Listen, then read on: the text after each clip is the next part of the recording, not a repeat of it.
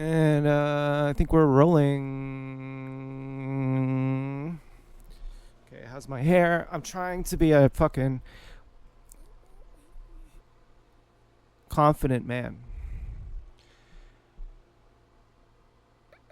So far, something has happened. I feel like I sort of lost my groove this past month. I think what happened was I had a success barrier.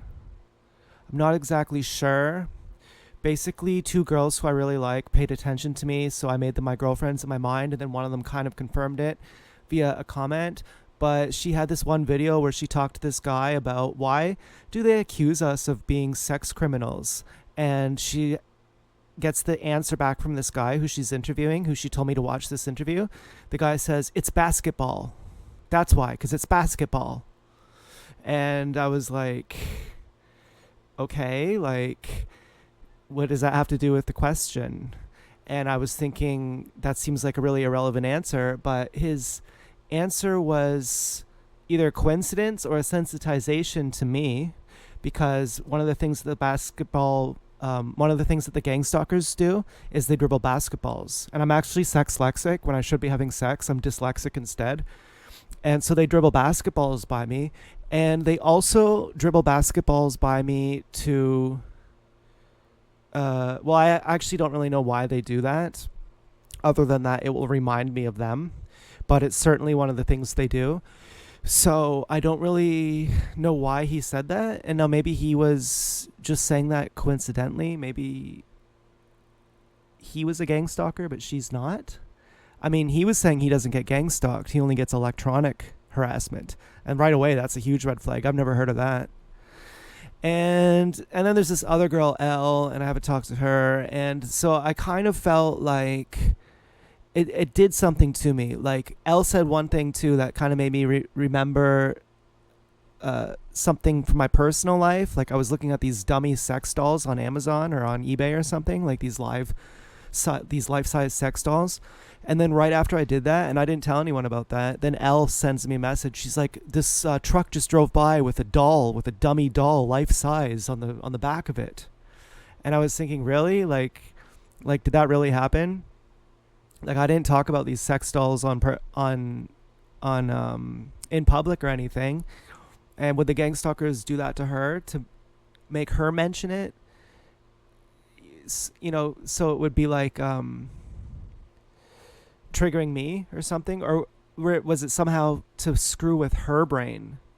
Like, why would they do it to her if she doesn't even know that it happened, that I was looking at sex dolls? Does that make sense? Like, they might be trying to make her think that I'm a gang stalker by creating some sensitization in her life that's from my life. But I never even told her about that. So it was kind of weird to me. And then partially too, I thought, though, well, this is pretty cool. I haven't trusted anyone in a long time. Like, the last person I trusted was a gang stalker. And then I got into my whole solitude journey, like, where you figure yourself out, like love fails a bunch of times, and then you're like, well, I guess I'm just gonna be alone now. And then you have some kind of, hardening up, like you go back to the wild, kind of like a boar, like you grow your tusks or something. And then once you find somewhat of your self acceptance, well, then you're more capable of going back to love, because then you're not really seeking for it. You're not really changing your pace to meet someone else. Um, you're just you're just enjoying it. You're not jonesing for it. I think there's some more poetic way of saying this that I just heard recently that I'm trying to remember, but I just can't. I can't. But I think you get the point, basically. Anyway, so this last month, I felt kind of recluse, kind of regressed, kind of like scared, kind of down. I think I kind of backed away from it.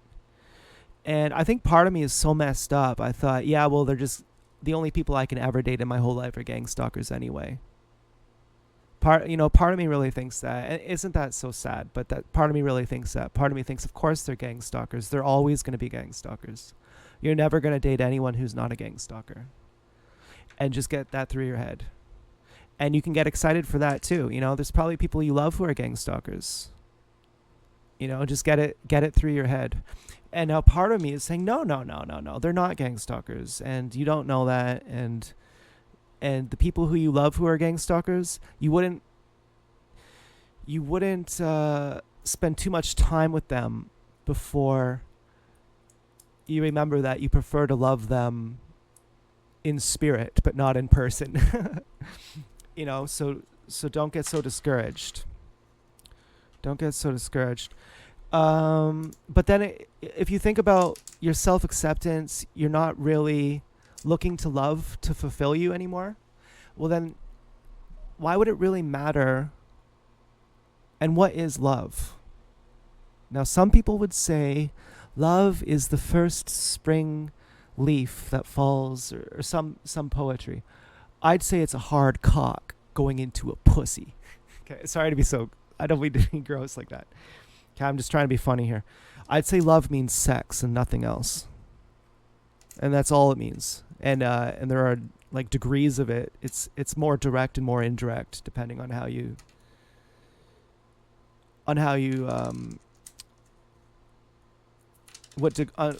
depending on what degree of it you're on. And so basically, I really need to remember what I'm talking about. What was I talking about? Maybe changing the song? I felt a lot better this last 20 minutes than I have for like a good month. I just started feeling really good all of a sudden. I'm really not sure what that is, but what I started doing is feeling old, but after I started feeling good. But I also started drinking green juice. Super helpful.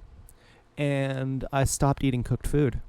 I mean, I ate a little bit of chips this morning, but since I started drinking this green juice, which is cooked, but I mean, I'm just drinking like 2 cups of water. I've drank like 3 cups of water so far in green juice. It's really helping me. Plus, I smoked a little bit of weed. Not very deep into my lungs because I'm going to be careful about that. And I'm feeling a lot better. And, I'm feeling more relatable. Like, do you know when you just can't talk to someone? Like, you have to be by yourself. Like, you got to cool down or something. I've been like that for like a whole month. And I lost so much of my confidence and my contentedness and my at-easeness and my intelligence. Like, I felt like I've really lost it. I heard this in a podcast recently, something to the effect of this, that eventually you get so fucked up that everything about you is scar tissue. And the real you, there's nothing left of the real you. It's just scar tissue upon, your whole body is scar tissue. Your whole mind is scar tissue. And you can't love anyone. You can't trust anyone. You can't be innocent. You can't be loving. You can't be free. And that's how I felt like for the last month, basically. Or even longer, but definitely about the last month, kind of since I gave up on my goals. I felt like just don't look at me, and I'm struggling constantly, and I'm feeling like everything I say is wrong, and the best I can get is factually correct, but it's still wrong. And what I've been lacking is truth. I've been lacking spirituality. And that doesn't come from someone else. But who knows? Like, maybe it does. Because part of what made me so happy, and I really think that's kind of a time-sensitive thing. Like, the Buddha, everyone enlightened, they had really hot girlfriends. They had, like, something that they could say is really awesome, and it's what they longed for, and then they could say, now what? They had something very ultimate, and then they could say, well, now what? And then that led them to their spirituality. And I feel like there's time-sensitive things in your life. Like, you have to have a certain amount of relationships by a certain age. You have to have a certain amount of getting your rocks off, getting your jollies off, And if you don't get that, then as you get old, you're still going to be longing for it. And then you're just going to be becoming scar tissue. You're just going to be longing for what never was and what you wish you could have. And you're going to be desperate. And so I'm like getting old. Like I'm 38 now, and like my hair is getting kind of, and I'm thinking, man, I'm going to be like, you know, I'm not even going to be attractive to the people who I'm attracted to pretty soon. You know, I thought about that a little more carefully, and I thought, well, maybe not. You know, if you could enjoy people your own age forever as long as they're taking care of themselves. And you used to know that when that one gang stalker who you loved was like 60 years old and super hot, but then you stopped loving her because she's a gang stalker. And that's the other thing too, like with these two girls who I like, there's more too, but there's there's two main ones. And main as in they've talked to me the most. And, you know, and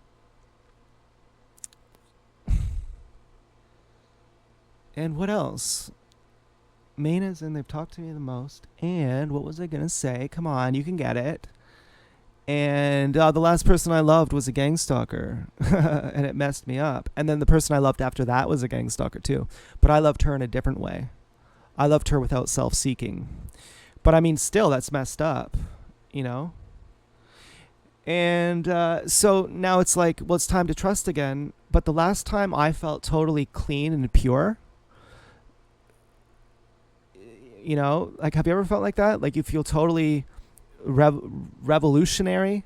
Like, oh my God, I feel pure for the first time. I feel totally loving. My yes is total for the first time. And before this moment, I was always holding back. But now I know what it means finally to be total in something, to give myself totally. There's a certain feeling of like letting go and pushing forward. And there's a mystery and an excitement to it.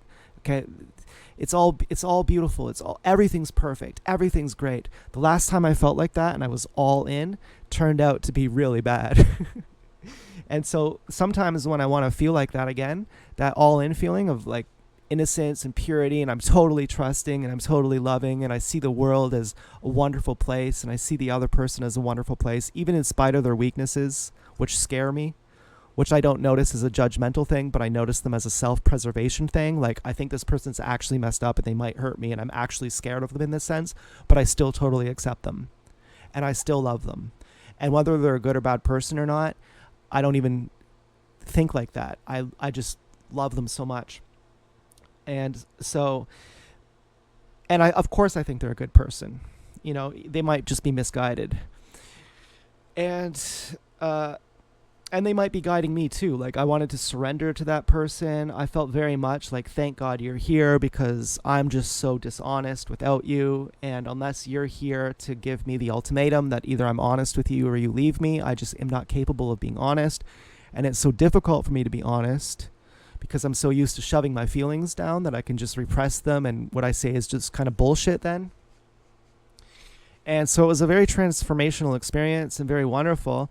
And sometimes when I've been feeling lonely and dead inside, I think back to that person to remind me of that feeling. And I get that feeling back. And then it's totally mentally sick because I remember then that it was so sick.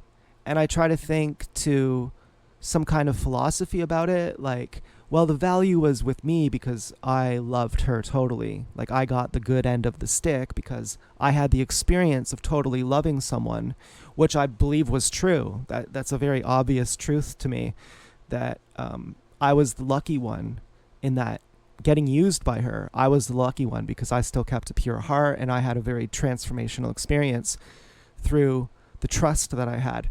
But then, perhaps it was bad, something about that died. Something, the specialness of all that, I was like, it's all bullshit. Fuck it all. Like, I just disregarded the whole experience. I became bitter. Maybe I shouldn't have done that. Maybe I should have kept the value of the experience by recognizing that it didn't have anything to do with her. And I really just threw away something really great, some transformation that happened within myself. I actually threw it away out of spite and hate. And even back then, I was better off because I used to fear she was a bad person, but I didn't hate her for it. I still loved her. And then finally after, I was like, no, she is a bad person. I fucking hate her. And then all those transformational values that came out of trusting someone, of feeling innocent and fresh and like every day is brand new, like every day is a new possibility, like I matter, like the world matters, like life is beautiful, like life is even worthwhile at all that went away. And then so I have these two new girls, and there's more, there's like, you know, at least one more, maybe two more, that remind me of that possibility. And then I think, no, I'm fucking jaded now. I can't even get excited. Okay, now probably that's not true. Probably, of course, I can get excited. Yes, I'm very excited, and it's just scary because it was painful the last time.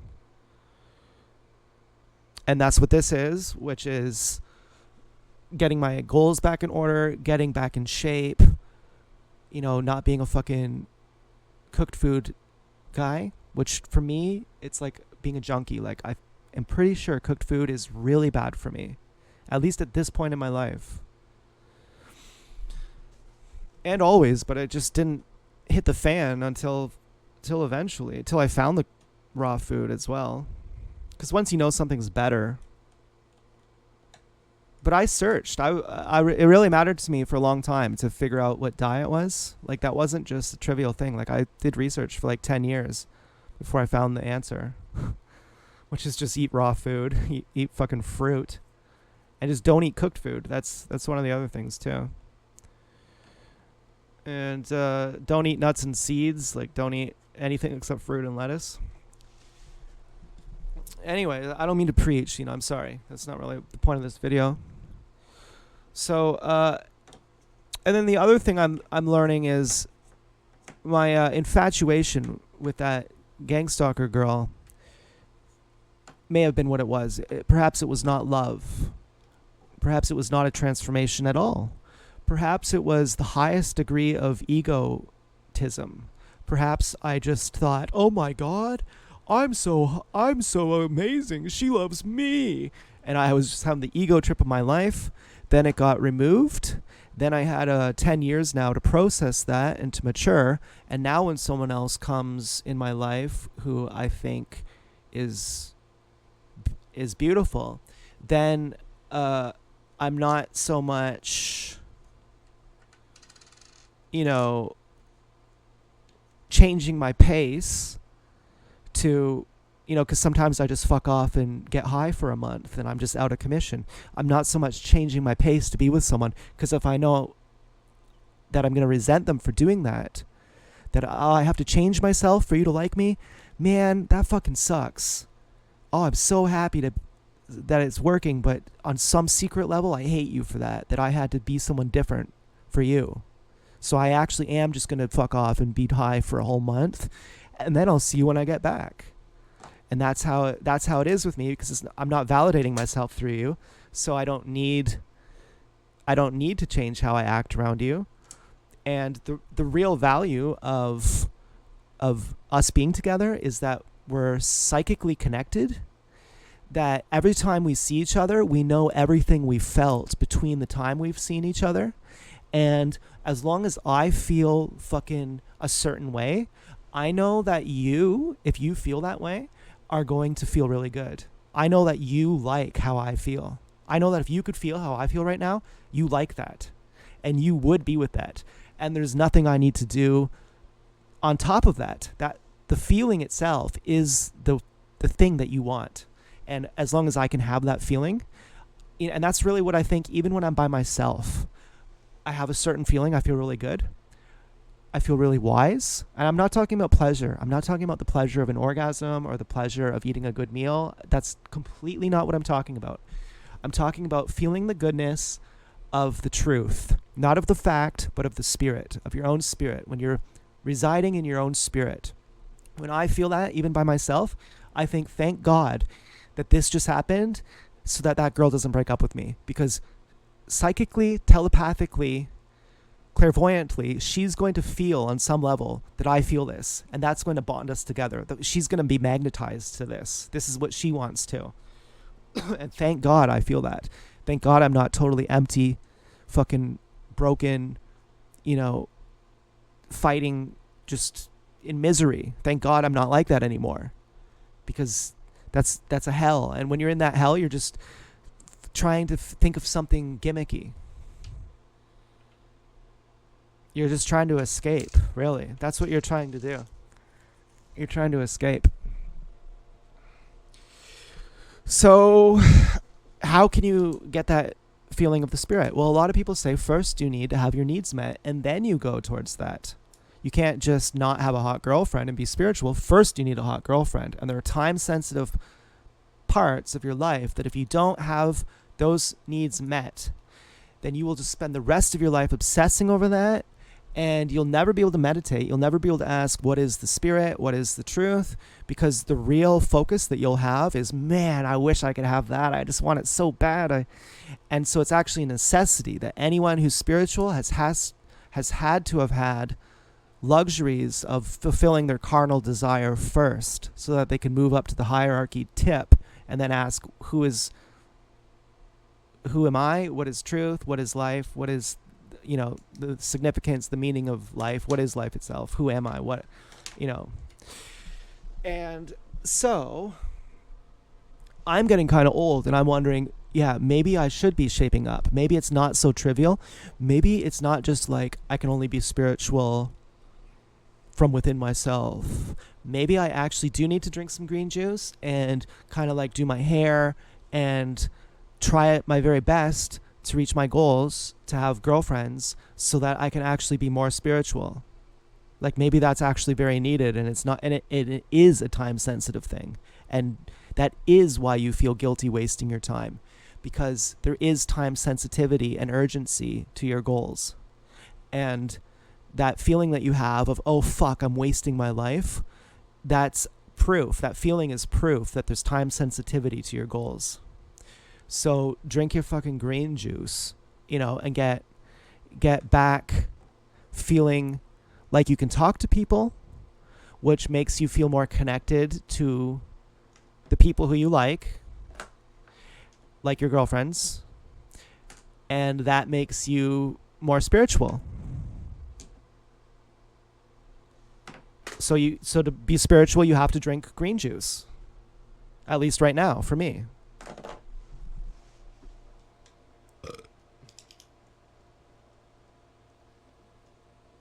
And I'm excited how this is working, so far this is working pretty well. So far I feel better today than I have in like a fucking month. So I'm excited. I have a feeling it has a lot to do with the physicality, but it has something else to do with your mentality as well. Like if I was drinking a green juice right now and I was planning on eating a cooked food meal after that's going to make me feel really down, the green juice probably wouldn't make me feel as good as how I feel with the green juice, plus the mentality knowing that I'm going to keep doing good for myself. At least that's how I feel right now. Obviously, or perhaps not obviously, right when I said that, a conflicting voice came in my head and said, oh no, you're not. You'll be eating cooked food by the end of the day. You're just in a good mood for some mysterious reason that you can't pinpoint right now. But I think it is the suffering I went through earlier, thinking about I'm becoming an old man, I'm useless, thinking about kind of negative, depressing thinking. Like I was thinking like I hate myself, and I was beating up on myself. And then once I changed my bodily chemistry by drinking that water and that juice, like that green juice, I basically stopped beating up on myself, and I felt like drastically, significantly better. Like mentally, like emotionally, like I was like, oh, this is what it means to be confident. Like this is what it feels like to feel calm and just at ease and good. And for days I had been just in some kind of rut where everything felt wrong. Every moment, I just couldn't stand being myself. I really couldn't. Like I couldn't stand being myself. And I felt like as if I was physically sick and just trying to endure just another moment. It was really sad, really sad. And I was just beating up on myself. And once I stopped doing that, I saw the ways I was beating up on myself as lying, gaslighting myself, and I just felt like worth feeling like, you know, like I felt like, oh, there's the me that's worth feeling like. There's the me that basically fucking I want to be, basically. There's me that I'm not embarrassed of. Anyways, so thank you for watching, and yeah, I should be able to check my messages in the next, like, I don't know how long, but I'm at least moving towards that now. And so that's pretty cool. And then also getting healthy, moving towards getting my own place, which is pretty cool. And yeah. Anyway, so thanks for watching, and goodbye.